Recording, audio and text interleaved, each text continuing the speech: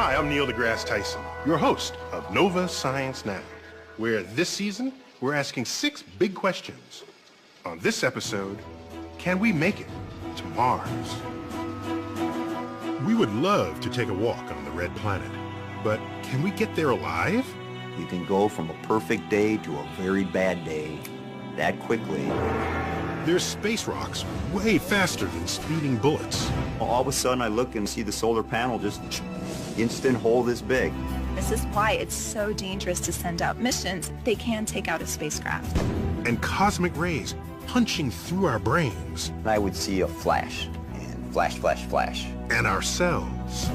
They are a bullet traveling at an enormous speed. Researchers are spinning up some ingenious plans. Don't let the force leave you.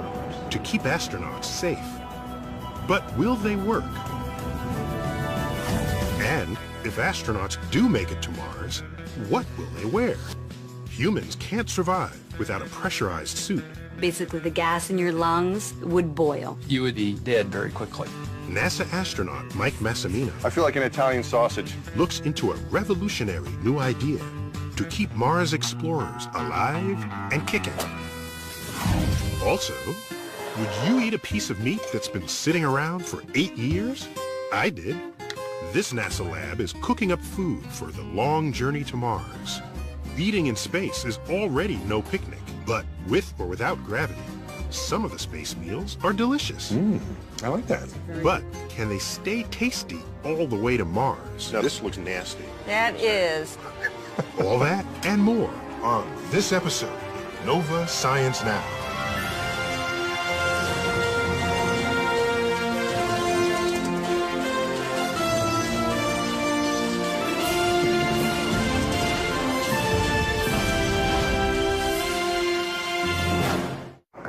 We're right where we wanted to be for Station 2. 4 decades ago, humans first walked on the moon, satisfying our thirst for exploration. And now, we're setting our sights on another rock out there, Mars. A trip to the red planet would likely cover 500 million miles, about 1,000 times farther than the Apollo missions. A round trip could take 2 or 3 years. And one big challenge is surviving harsh conditions, including some we don't encounter here on Earth.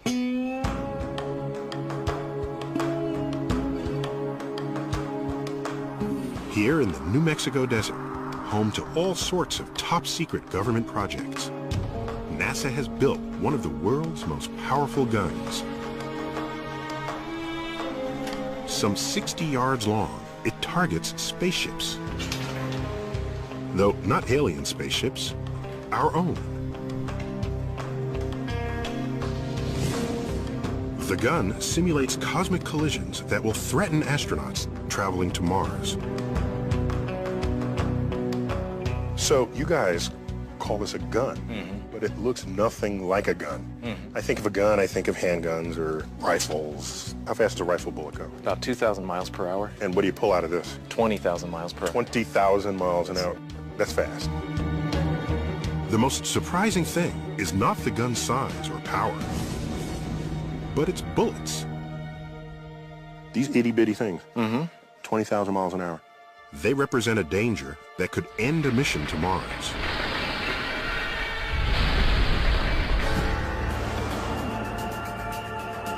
Space is not as empty as you might think, but littered with small fragments of comets, asteroids, and planets called meteoroids. In the vacuum of space, they move at deadly speeds. And NASA's huge gun demonstrates just how dangerous they can be. These metal plates represent the walls of an unshielded spacecraft.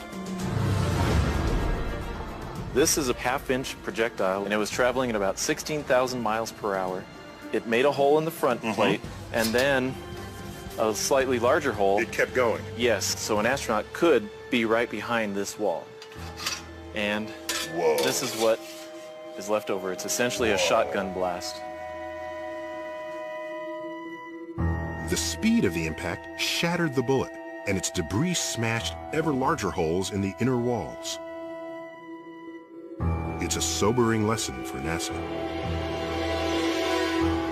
Meteoroids have already knocked out or damaged numerous spacecraft, including the probe Mariner 4, which snapped the first close-up pictures of Mars in 1965. After its flyby, It ran into a cloud of meteoroids no bigger than the size of a grain of sand. And over the course of about 45 minutes, they were seeing thousands of impacts on the spacecraft. another meteoroid strike was witnessed by astronaut Jerry Linenger. During my time on the Russian space station, all of a sudden I look in the corner of my eye, I see the solar panel just, instant hole this big. If astronauts are to survive a mission to Mars, we have to find a way to protect them from meteoroids. And so today, the gun will test new lightweight shielding for the walls of a Mars spaceship. It doesn't look very protective. This is foam I can stick my finger in. But it's a smartly designed shield, because what happens is the velocity is so fast of these projectiles, when they impact, the speed breaks it apart, and then the rest of this target will absorb the impact. So will this shield stop a projectile going over 16,000 miles an hour? To find out, the shield is bolted in the target chamber. Then, air is pumped out to replicate the vacuum of space. We head to the bunker below for protection while the gun gets fired. 3, 2, 1.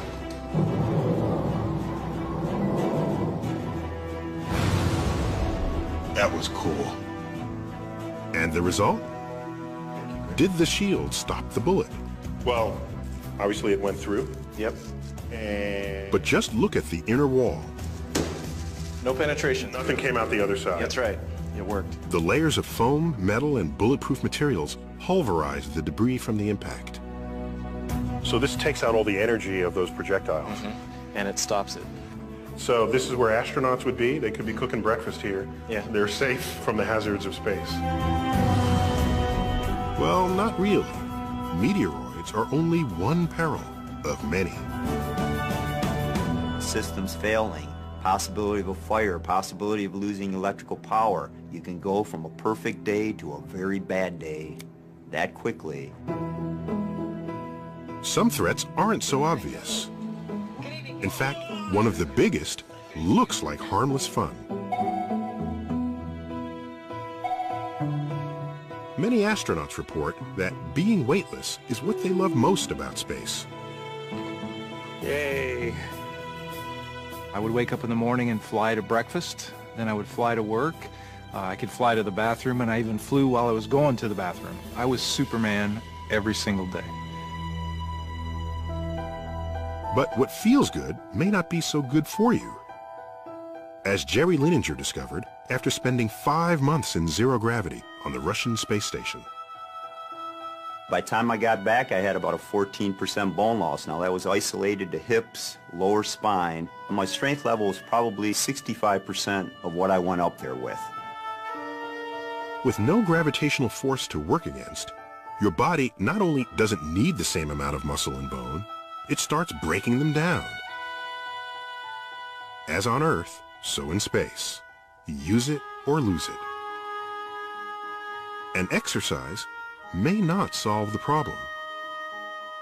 I exercise 2 one-hour periods every day religiously, and my personal experience is that the bone loss seems to just keep going on and on.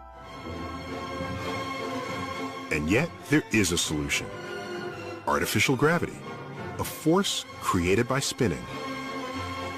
You can see it in the sci-fi classic 2001, A Space Odyssey. And you can experience it right now in this small spinning room at Brandeis University. In their floor. As I did recently with neurophysiologist Jonna Kaplan. Notice how we talk to each other, but we don't look at each other. Yes, well, I want to look at you, but I feel Don't. it's hard to... I'm trying to conduct a conversation, but I'm having trouble turning my head. The rotation, you see, is generating a centrifugal force that pushes everything in the room away from its center, towards the wall. It makes me lean pretty oddly, but as far as my body is concerned, Very good. Good. This force is no different from gravity. To move, I have to work against it. Okay, now I gotta turn around. Turn around slowly. And I mean work. Peel. Everything That's is what I'm just doing. peeling motion. No chance of muscles and bones wasting away around here. It's the centrifugal force which is pushing him backwards, so he feels like he's got to fight so hard to get away from the wall. And he may feel as much as 30% heavier. Always feel the force. May the force be with me. Don't let the force leave you. Now, remember, this room is on Earth. So, spinning or not, our planet's own gravity is always pulling us downward. Meanwhile, the artificial gravity pushes us backwards. The two forces combined make things hang in here at odd angles. And this is also why the room eventually makes some visitors a bit queasy. But if I were free of real gravity, artificial gravity would have me jogging comfortably on the wall, just like they did in 2001. Now, building a spinning spaceship isn't practical, but a small spinning room on board might suffice, giving astronauts an Earth-like exercise space to keep their bones and muscles from wasting away. Though that's not to say Mars explorers will be safe, even remotely, because they'll still have to face the worst space danger of all. A danger astronauts see simply by closing their eyes. I used to sleep upside down, piece of Velcro around me, close my eyes, and then I would see a flash. And flash, flash, flash. You'd get this single point of light, and then a big circle around it, right there in your brain. The flashes are caused by cosmic rays, subatomic particles like protons, generated by exploding stars far off in our galaxy.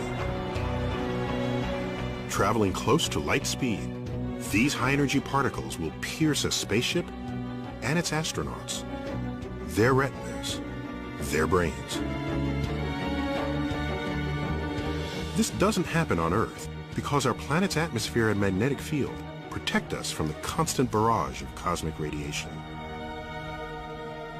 You go to Mars, you're going to get a very heavy radiation dose. There is no way to protect against that. You can't carry lead up into space in a wall that would be thick enough. There's not much to stop them because they are so energetic. They are a bullet traveling at an enormous speed.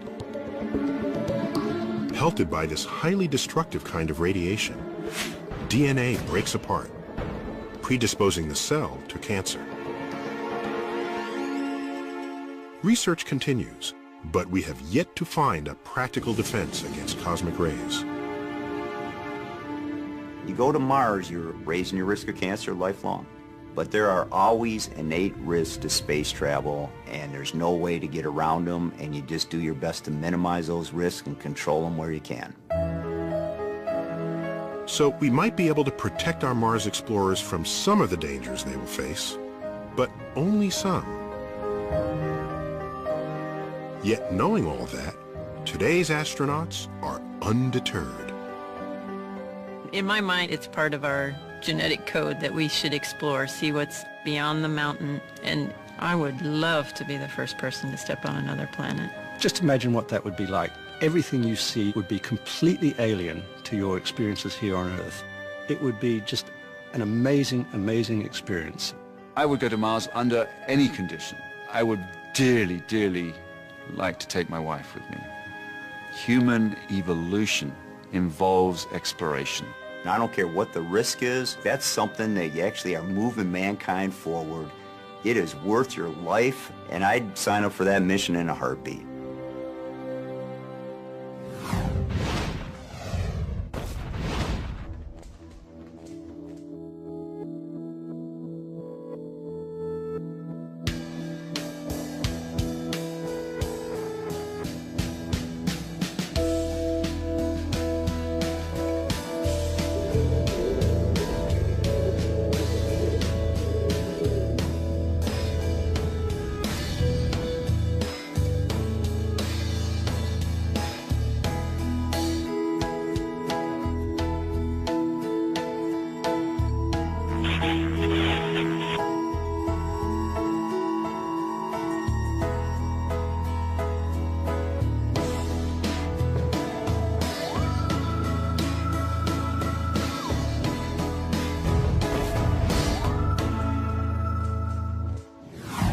One thing obviously lacking in space is air. Now, of course, air is crucial for us to stay alive. Our bodies need a constant supply of oxygen. Here on Earth, air provides something just as essential, but much less obvious: pressure. Consider this: a column of air 1 inch across, stretching from the ground to the top of Earth's atmosphere, weighs about 15 pounds. That's about the same weight as a small dog or a watermelon. We don't feel it, but that weight is constantly pressing against our bodies and within our lungs. Without it, we'd be dead. NASA astronaut Mike Massimino has survived the deadly vacuum of space.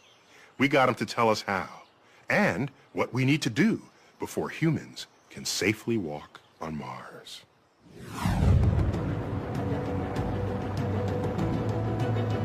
Astronauts like me might not like to admit it, but space is a dangerous place.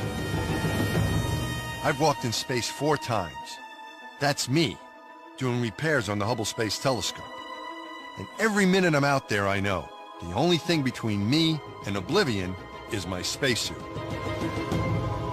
First step, getting dressed for space, is to put on some undergarments. So now I have on my TCU, or thermal comfort undergarment, which is slang for long underwear, and underneath that is my MAG, or the maximum absorbency garment, which is slang for diaper. And that answers the question of how do you go to the restroom if you're locked inside of the spacesuit. At roughly $10 million, today's spacesuit is one of the most expensive garments in the entire solar system. And a lot of that expense goes into creating something you wouldn't expect: air pressure. Because the astronauts have to take their own pressure when they're doing their spacewalk, you can think of the spacesuit as like a big bag of air. So why is air pressure so important? What would happen to our bodies without it? If somebody gets sucked out of the space station without a spacesuit, what would happen? Well, that would be a very bad day.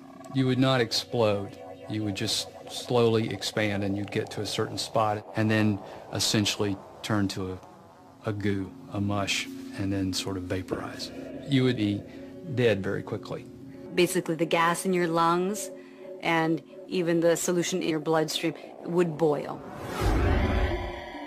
The cells in your body are filled with dissolved gases like oxygen and nitrogen. Without air pressure pushing hard against these cells, all that gas is going to bubble out of solution, just like it does when you open a bottle of soda. We cannot survive, just the human body, in the vacuum of space. We have to have protection from a spacesuit. But how much air pressure does the spacesuit need to keep us alive? Down here on Earth, the 1 atmosphere of air pressure at sea level feels very comfortable. As you rise up in altitude, there are fewer air molecules around you, producing less pressure. At 30,000 feet, the height of Mount Everest, the pressure drops to only 1/3 of an atmosphere. Luckily, as long as there's plenty of oxygen, humans can survive okay in 1/3 atmosphere. And that's the amount of pressure they put into the spacesuit. The whole spacesuit is pumped full of air, like a balloon. But even that causes a major problem. It makes the suit incredibly stiff. You can think of it as like a football. When a football's not inflated, you could bend it a little bit. But when it's pressurized, and you would not be able to bend it. And the spacesuit's not that different. And all that stiffness makes the suit extremely hard to move around in. In space, I use up a lot of my energy just fighting the suit. The stiffness is particularly noticeable in the gloves. The pressure that keeps me alive makes it really difficult to use my hands. If you took a rubber band and wrapped it around your fingers, and if you just open and close maybe 15, 20 times, you'll get a feeling of what makes it so physically demanding. Astronauts have been on the front lines of the battle between mobility and life-saving pressure since the beginning of space travel. By the time Neil Armstrong made that giant leap for mankind, it was clear. Leaping was doable. Walking, not so much. Trust me, I know. These suits aren't made for walking. These boots are made for walking, and that's just what they'll do. If we want to send human explorers to Mars, we're gonna need a new kind of spacesuit. We have to have much more robust suits and capabilities before we can even think about going to Mars. Back down on Earth, at my alma mater, MIT, a former classmate, Dava Newman, has set up a space-age garment district. She's trying to create a new spacesuit specifically designed for Mars. Her biggest challenge? Perfecting a whole new way of producing life-saving pressure. My passion is, astronaut performance. Is there a different way, a better way perhaps, to provide pressure? And the solution? Dava wants to shrink-wrap astronauts and apply the pressure directly to their skin. Hollywood's been shrink-wrapping space-traveling actresses for years, but the goal was purely aesthetic. No one knew if you could build enough pressure into a tight suit to keep an astronaut alive. So Dava does a lot of experimenting. Let's roll up your pant leg. All right. We're going to show you a prototype of mechanical counterpressure, meaning where we apply the pressure directly to your skin. We really want you to have maximum mobility, just like you would in your street clothes. Yeah. So I'm going to put the suit completely on you, like shrink wrap an astronaut. Okay. We need to provide a third of an atmosphere. And we've been working on that for about 10 years. Could we provide enough pressure to keep someone alive? One way to find out is to wrap body parts in super stretchy material to see if you can apply pressure uniformly. Otherwise, it could hurt. I feel like an Italian sausage. That's what I feel like. Wrapping people like sausages is just the beginning. Dava studies human motion, trying to preserve mobility while maintaining pressure. She even tries out her spacesuit ideas on a robot. I'm collecting a lot of data out of the robot because it informs our spacesuit design. But even the tightest girdle-like bodysuit can't provide quite enough pressure to keep a person alive in the vacuum of space. It just isn't tight enough. If we put the astronauts into a compression stocking, that's great, but it still only gets me 2/3 of the way there. How can I get the rest? Looking for inspiration to solve the problem, Dava turns to the animal kingdom. The possibilities are endless.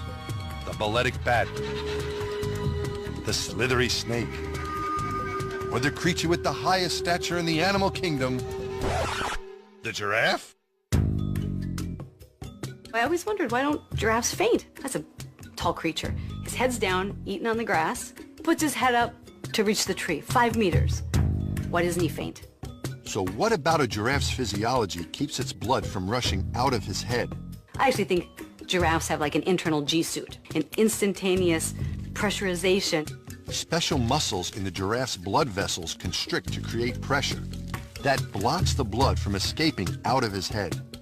Maybe we can learn from nature biomimicry, and as an engineer, put that into some of our designs.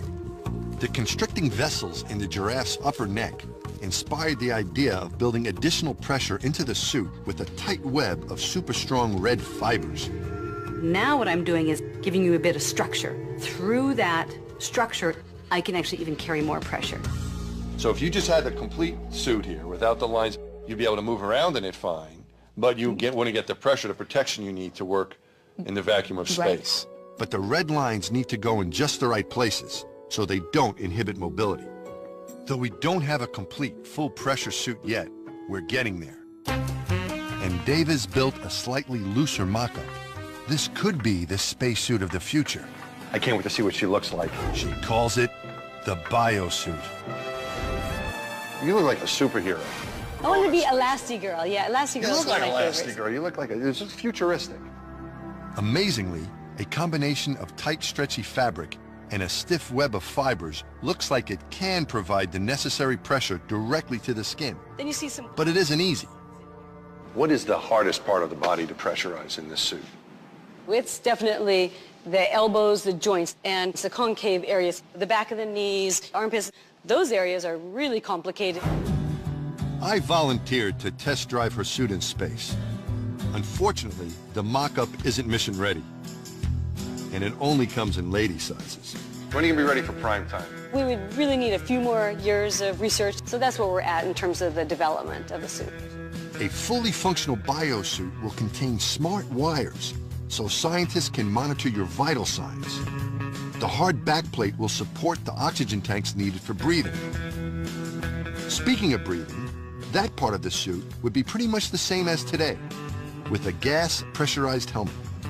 But you'll breathe easier. Dave has found you could run around in the biosuit and consume about 50% less oxygen than you would in today's bulky suit. We've proven the technical feasibility. This is possible. We might have this incredibly different way to design spacesuits for the future. I may be too old to go to the Red Planet, but it's almost certain that the astronauts of tomorrow will have a very different wardrobe than the one I've been wearing. They'll have suits that are made for walking.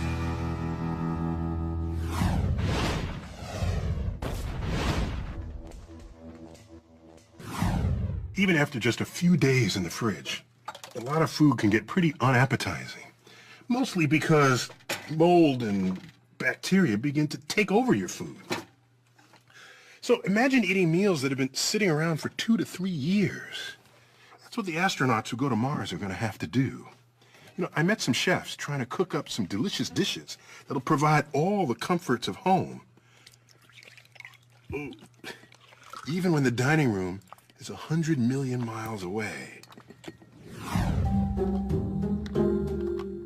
In a food lab at the Johnson Space Center, Michelle Perchonik heats up pork chops for a taste test. If you're the type who likes your food fresh, this isn't the meal for you. One of these chops has been sitting on a shelf at room temperature for 2 years. The other has been lying around for 8.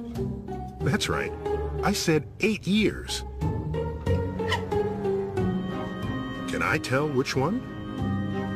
And will my stomach mind this experience less than it did artificial gravity? We shall soon find out.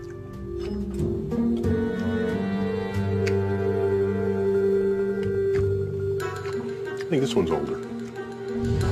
So in other words, it wasn't obvious to me that one was 8 years old and one was 2. But if I were to guess, I would say this one, because the meat was just a little mushier.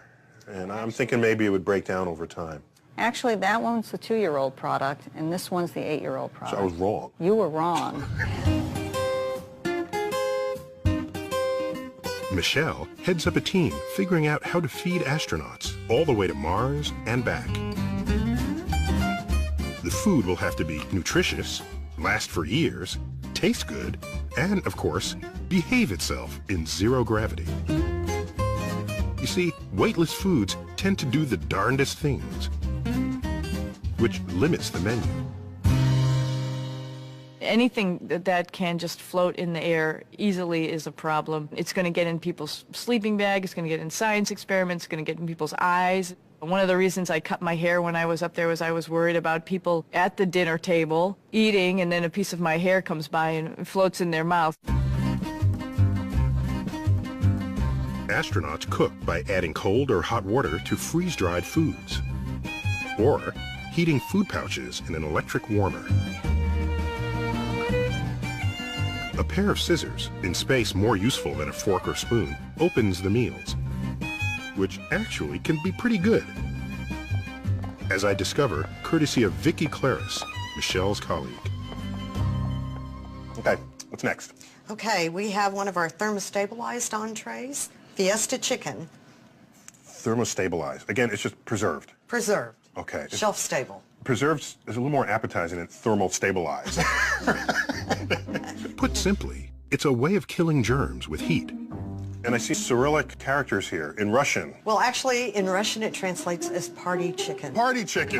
Which was a little difficult for our Russian colleagues to understand. And we'll taste this. I like that. It's a very good product. Good for Earth orbit. But what about Mars? When it comes to feeding an expedition like that, problems multiply. Tomato and basil. Michelle and Vicki must plan 7,000 meals and snacks to nourish 6 people for up to 3 years. And if food is sent ahead of the astronauts, it will have to keep for 5 years. Yet only 7 of NASA's 65 thermostabilized edibles have that kind of shelf life. The rest end up like this. Now this looks nasty, I just want That to say. is very nasty. So what you're looking at here is our citrus fruit salad, 5-year-old versus 2-year-old. So something happened between 2 and 5 years. What? There's a lot of chemistry going on. Literally. Even if you kill off every microbe in sealed food, it still contains sugars and proteins that react with each other over time. The result is obvious when you compare this youthful and geriatric chicken salad. So the chicken gets darker and the greenery becomes pale. Yes. And it's not just a cosmetic phenomenon. No. You're losing nutrients. Exactly. You're losing flavor, nutrients, probably texture. You're losing everything. A solution might be new packaging that keeps out all water and air, unlike today's plastics. With that packaging, we get about 9 to 12 months shelf life. And so there is no way we're going to Mars with this kind of packaging. Nor can we use foil. Fine for low Earth orbit, but too heavy for Mars when you're launching 22,000 pounds of food at the cost of $1 million per pound. There's also something else to consider. When you're in space, stuck inside basically a can, food becomes kind of a highlight of the day. You have to eat in order to survive. But what people don't understand, I don't think, is the psychological aspect of food. Because it is one of the few pleasures that you have control over. And I think people serving on submarines have long understood the importance of food for crew's well-being. Since good food makes astronauts happy, I asked Michelle and Vicky if there's a popular dish they'd especially like to send to Mars. Well, I think that would be our shrimp cocktail. That sounds good. Our shrimp cocktail is freeze-dried product, so this has been rehydrated. It's not only the shrimp, it's the cocktail sauce. It's the sauce.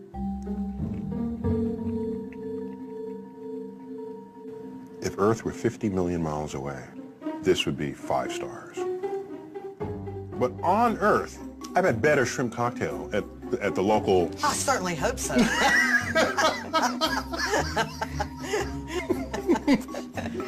It better not have been freeze-dried for what I was paying for it.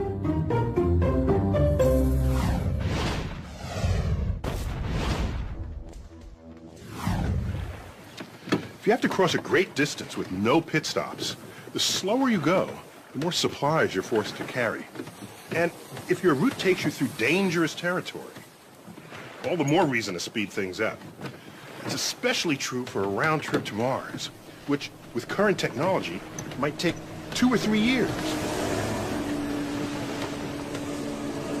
Correspondent Jake Ward caught up with some folks trying to revolutionize spaceflight. And if their plans work, future spaceships would go so fast, they'd leave our long-distance traveling woes far behind us. The space between Earth and Mars is filled with stuff that can kill you. Meteoroids can smash your spaceship to bits. Zero gravity eats away at your bones. And cosmic rays increase your odds of getting cancer. The risks all get worse the longer the trip. Right now, the best rockets would take 2.5 years to get us there and back. 2.5 years is what I see as the biggest risk going to Mars. Why so long? The problem is fuel. The fuel in this shuttle tank weighs almost 1 million pounds, and that just gets you into near-Earth orbit. Mars is still more than 35 million miles away. You can't carry enough fuel to fire engines all the way to Mars. In fact, a chemical rocket would empty its gas tank just escaping Earth's gravity, and then would let momentum carry it the rest of the way. Now, the problem with that is that you're coasting the whole way. Which takes a very long time. The other problem with that is that if anything goes wrong, you're stuck. You have no abort capability in mid-flight. Former astronaut Franklin Chang Diaz is well aware of the dangers of such a mission. At that point, you have no choice but just to continue to go. And God forbid, you lose propellant or you lose an oxygen tank, and it's not going to be possible to really return. And we would watch this crew die for months in front of the whole world.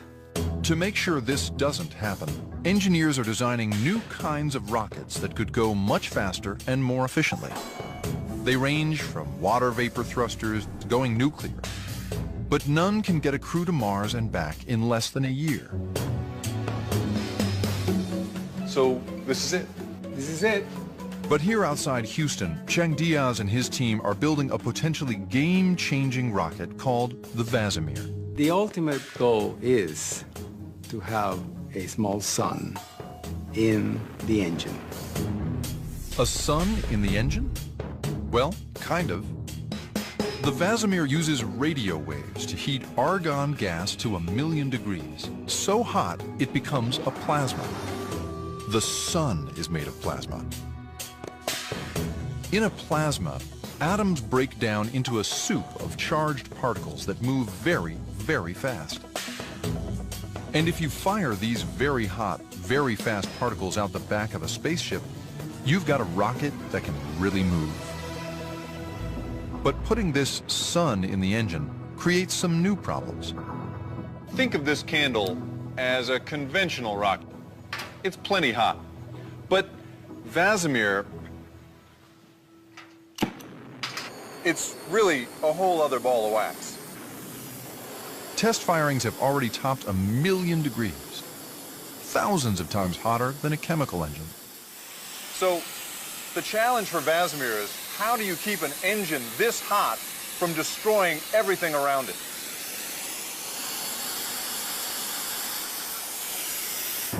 This was 316 stainless, and it was in the way of the plume coming out, and it pretty much, it did a pretty good job. Yeah, I don't know much, but this is broken. I know that much. Holy cow.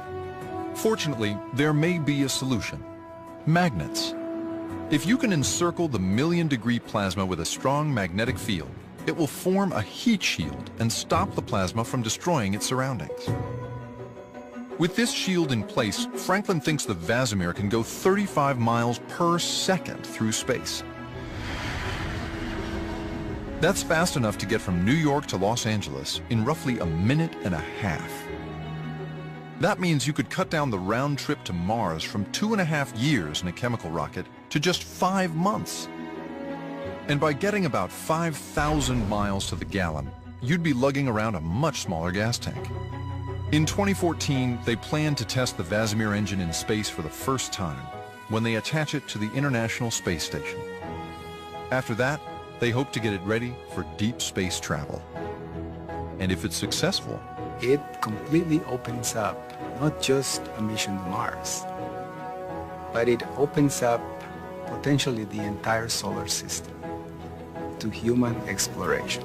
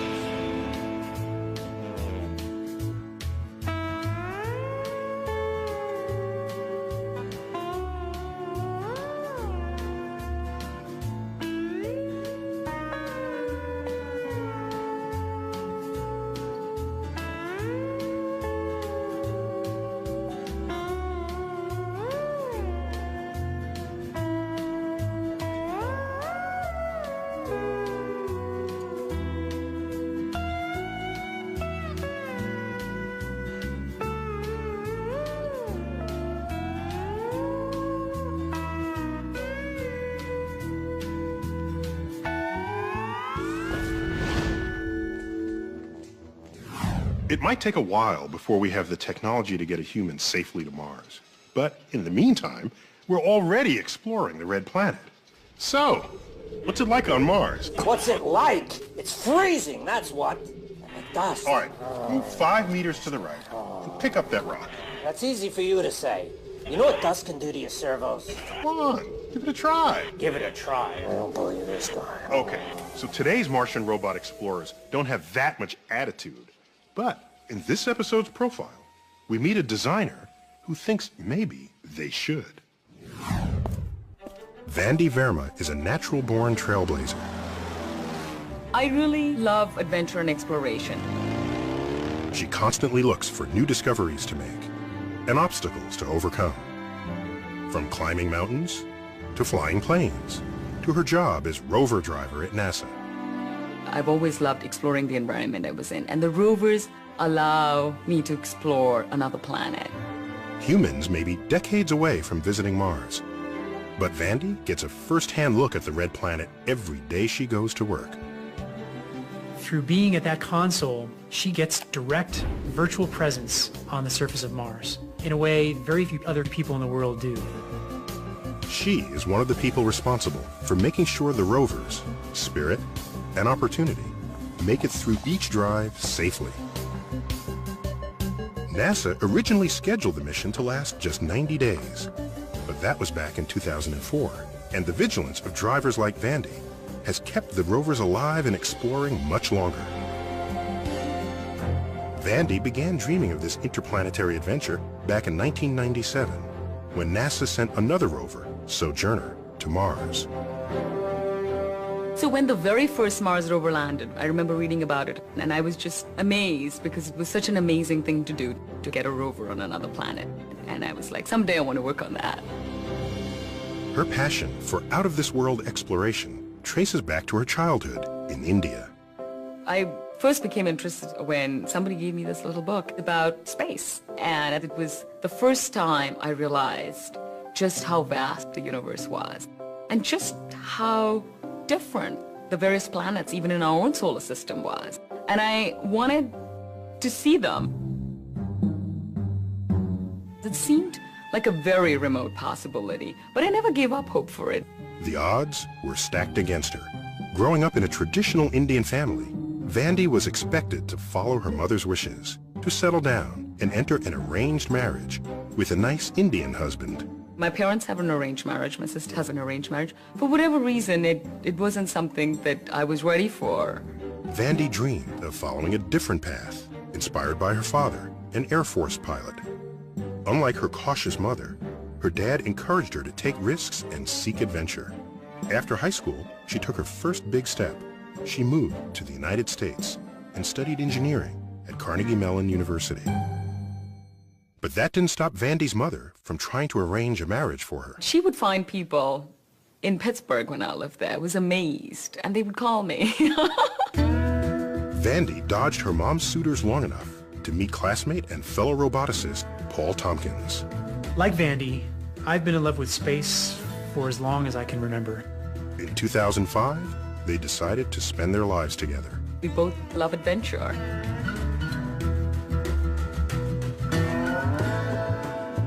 They share a love for taking risks, but not chances. It's very natural for me to take risk. At the same time, it's calculated risk. So she has the element of adventure on one side, but then she's smart about it because she's not going to take a foolhardy risk.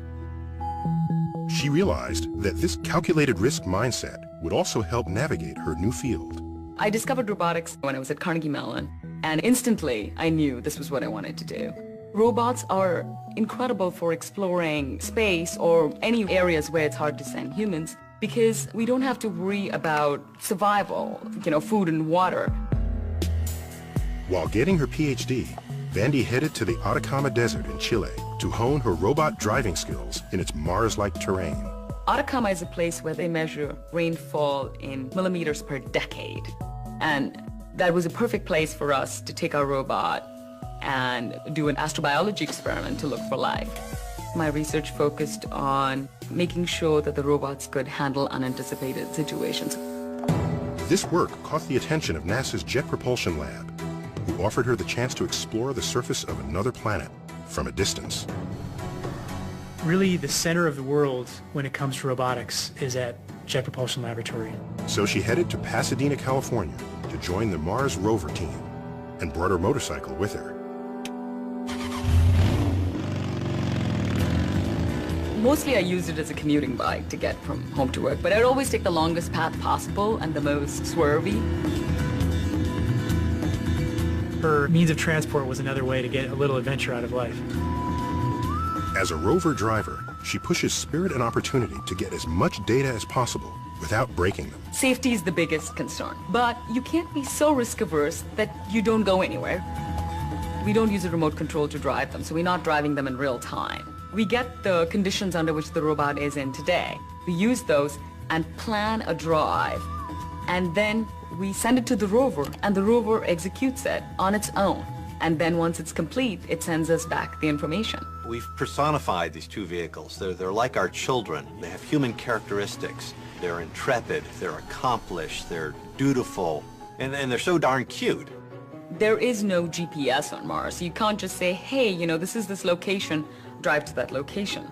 So just moving the rovers is a certain amount of risk. And there's little room for error when driving on another planet. Mars is a very dangerous place. It has very little atmosphere. The temperatures are incredibly cold. There are huge changes in temperature every day. So these rovers have to endure that kind of environment. They are solar powered, so if the rovers get too cold or if they get starved for energy, which is just the same way as a human being starving, they could die. Since some of the most interesting places are the hardest to get to, the rovers constantly face the danger of getting stuck. And the drivers brainstorm different ways to get them out in a replica of the surface of Mars called the Sandbox. There isn't one obvious right way to think. You want to explore the options. So the Sandbox is a great way to do that because you have one chance on Mars, but in the Sandbox you could reset and say, well, that didn't work, let's try a different strategy. You may choose to drive forward. You may choose to try to do it with a slight turn, an uphill turn, or drive backwards, maybe wiggle the wheels in order to loosen the terrain up. Once we figure out what solution works best, then we do it on Mars, with that one chance we have on Mars. The JPL team has avoided an end of mission since 2004. That's more than 25 times longer than the original plan. And this run has been key to the rover programs revolutionizing our knowledge of Mars. The rovers have detected signs of past water. We've detected minerals that show that there was water. And since water is the elixir of life as we know it, these findings suggest fantastic possibilities. What the rovers have found is that Mars at one time was much more like the Earth than it is today. And this is very exciting and very intriguing because if it was like the Earth at a time when life started on the Earth, did life start on Mars or is there life there today? Whenever you see some sort of a discovery made by the rovers, you sort of feel that you helped them along. It is a little bit parental feeling that, hey, you know, I'm proud of that rover. And like the rovers she drives, Vandy continues to create her own path and make new discoveries. When I was growing up, I always thought it would be really cool to work in space, and it just seemed so impossible because everything that was going on at that time was halfway across the world. And now, when I do look back upon it, it is very amazing to think that, wow, I am very fortunate to be able to live what I dreamt about.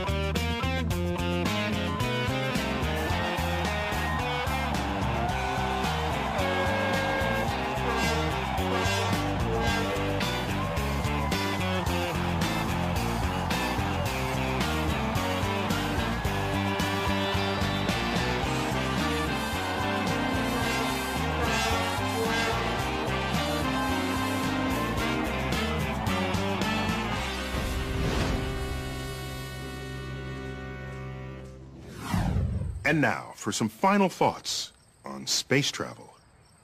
In the early days of the great ocean voyages, the explorers and shipmates were brave or crazy.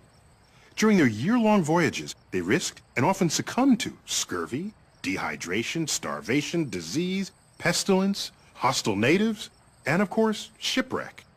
These were the known challenges. Add some mysterious unknowns like, is Earth's edge just over the horizon? Or do demons lurk there?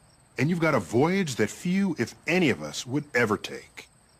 Yet, some humans embrace these risks, and our species owes them boundless gratitude.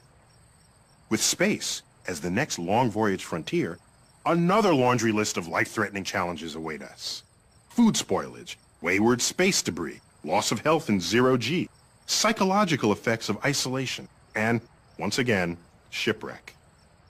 Now, consider that in 1950, the risk of asteroid fragments colliding with your spaceship was not only unknown, it was undreamt of. Same holds for the damage that solar flares pose to DNA of spacefarers. Today, these are known unknowns. We know they're out there, and even though we won't always know when they strike, we can, in principle, protect against them. But what's scarier than known unknowns are unknown unknowns. Stuff we haven't thought of yet, but would put an astronaut's health or life at risk, such as, we haven't thought of it yet. That's why we call them unknown unknowns. And that's why, to explorers, today we call them astronauts, the frontier will forever be the home of the brave. And that's the Cosmic Perspective. And now we'd like to hear your perspective on this episode of Nova Science Now. Log on to our website and tell us what you think. You can watch any of these stories again, download additional audio and video, explore interactives, hear from experts, and watch revealing profiles from our web-only series, The Secret Life of Scientists and Engineers. Find it all at pbs.org. That's our show. We'll see you next time.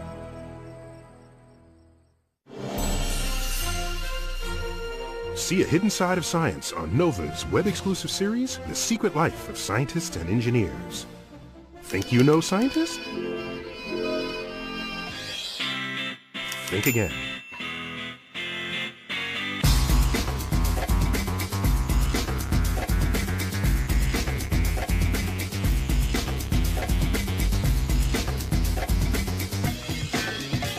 Nova's The Secret Life of Scientists and Engineers.